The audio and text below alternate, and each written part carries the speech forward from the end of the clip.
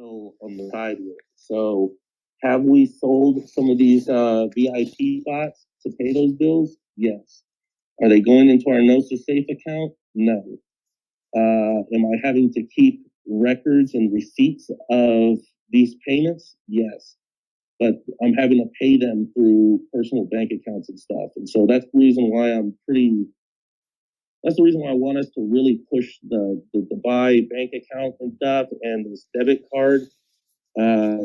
It really helps us get out of that position where we have to individually have a liability to go along with it. And again, I don't have too much trouble doing that because, it's not as much of a worry, but those things add up.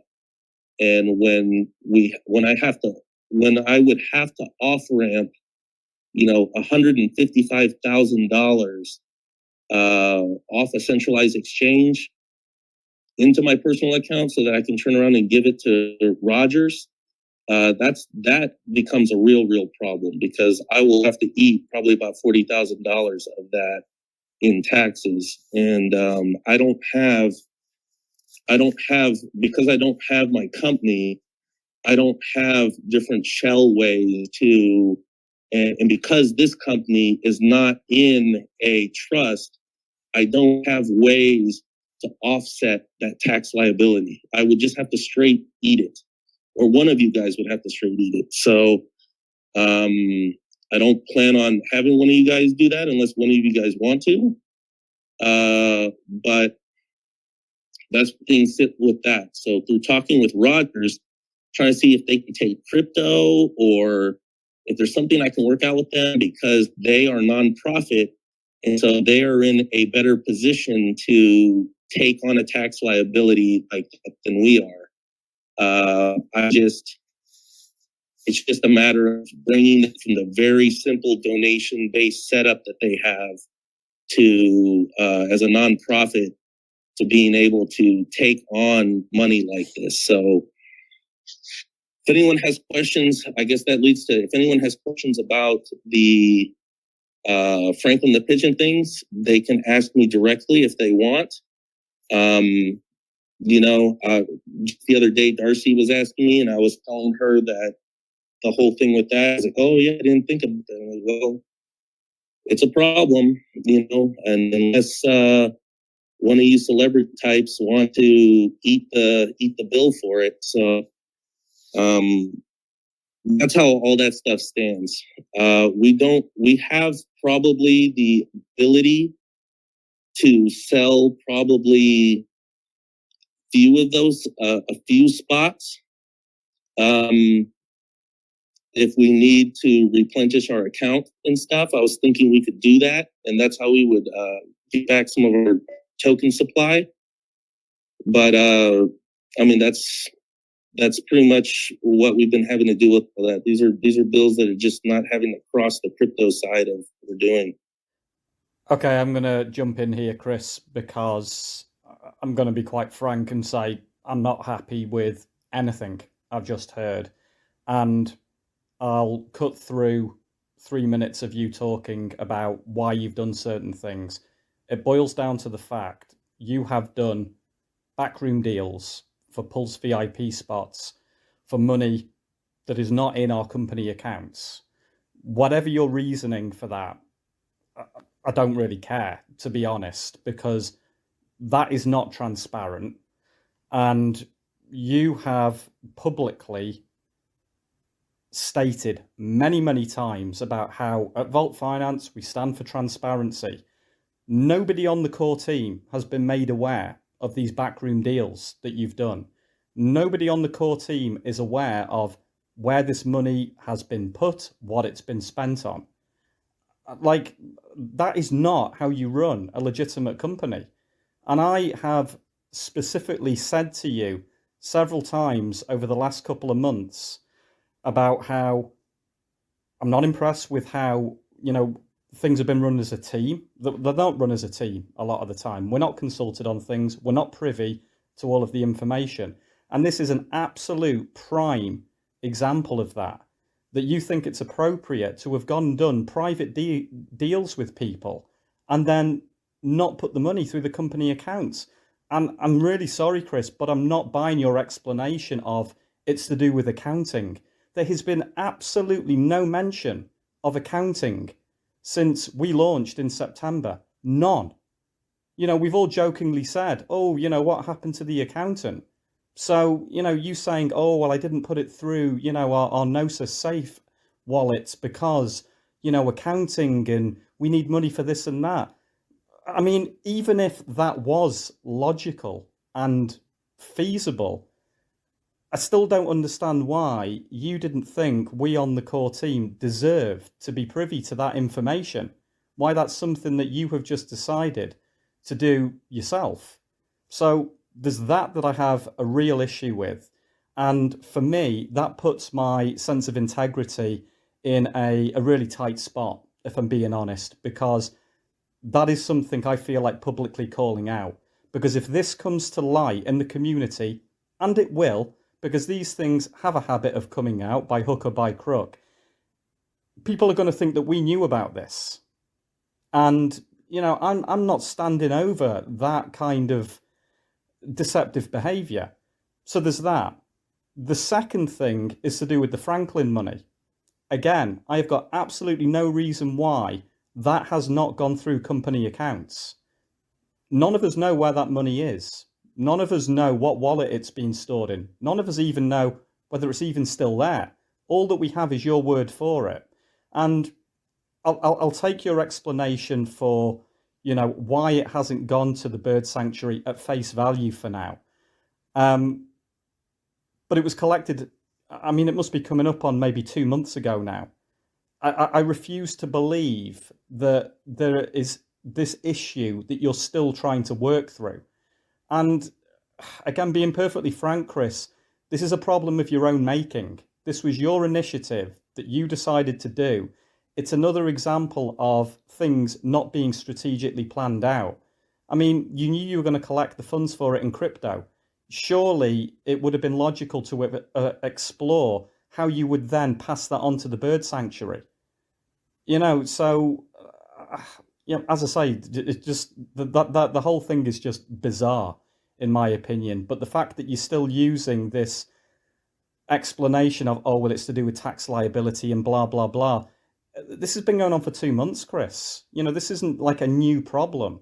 So what? The money's just sat in a wallet, gathering dust, God knows where. I'm kind of at my wit's end with this, Chris. We've spent the first hour or so talking about Pulse. Are we going to go forward with Pulse? I mentioned in my long message today, for me, the bigger question is, are we going to go forward with Vault Finance? Because at this point in time, I'm really struggling to see with our current team structure how this moves forward, because as I've already mentioned, I feel really compromised here, my professionalism and integrity, by things that have gone on behind the scenes over which I have had no knowledge of and no part in, but I am embroiled in because I am a part of this company. So I'm struggling, if I'm honest, Chris. And the final thing I'll say, I may as well get it all out there whilst I'm on a bit of a monologue here, is and I mentioned this in my long message today, I don't feel like I have got, or we have got, the full version of events about your criminal conviction. I don't really care about the criminal conviction, Chris. As I said in my message today, we've all done stuff in the past that were mistakes, things that we're not proud of. The past is the past. What I care about, though, is being misled or lied to. And the thing I'm really struggling with this, besides the fact I don't feel that we've got the 100% truth about it, is you categorically stated when Ryan brought all of this information up that there was no truth in it. You came in here and we went to war for you on the understanding that this was all complete lies. And now it transpires, oh, actually, there is a bit of truth in it. So much of what we do as a company, but more importantly as a team, is based on truth and good faith and integrity. And that's the part that I'm really struggling with at the moment. I'm wondering whether I have a place in this team, if this is how it's going to operate, or whether you have a place in this team, if this is how you're going to operate. Because, as I say, there are so many red flags for me now. It's not just one thing, it is accumulation of things. So, yeah, that's. I'll leave you to respond, Chris. I've kind of got a few things off my chest there. Okay. Well, as far as my history goes, I'm clear of all of those things.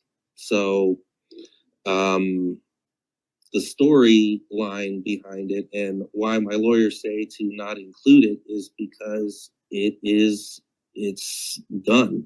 It's gone.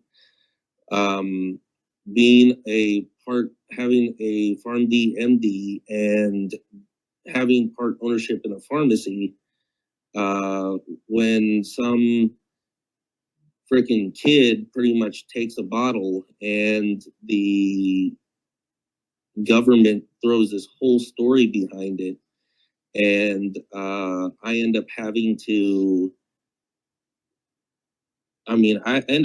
pretty much to be held accountable, have forensic accountants all over all my stuff when all my stuff is legitimate. They don't find that, and then they turn around and they try to say that I'm washing the money by buying AR-15s and giving them to Mexican cartels. Really, the only people who didn't believe that, because it was the government, it was the DEA saying that, and we tend to believe our governments, but the only people who really didn't believe that were my family and the people who actually knew me, because they know I don't play with guns, I don't go shoot guns, and I don't even, you guys know, but I don't even speak Spanish. So I'm pretty much a coconut. So, it was inevitably those things, and also the fact that the invoices for the pharmacy wasn't even a tenth of what they claimed was taken. Ultimately, though, that doesn't matter. They put whatever narrative. The DOJ, half the time, I think they put stuff on there before there's even a conviction, but they put whatever storyline they want to it. Some of them redacted it and pulled it, and some of them didn't. And some of them are just quoting or quotes of, I guess, the DOJ article. So, because I'm pretty well to do here in Dallas, so it was a for them in Carrollton, it was a big enough deal. But we have a 98% conviction rate and a 30-something% overturn rate because they put people in, and then they make them have to get out and tell pretty much get the truth out of it, and you don't get a sorry letter or anything like that. So come out. I've got my passport, got everything. Not a criminal. But that stuff still comes up from time to time. My lawyer just said that I don't have to put any sort of weight into it or anything at all. Like I said, I can travel, not a felon, any of that stuff.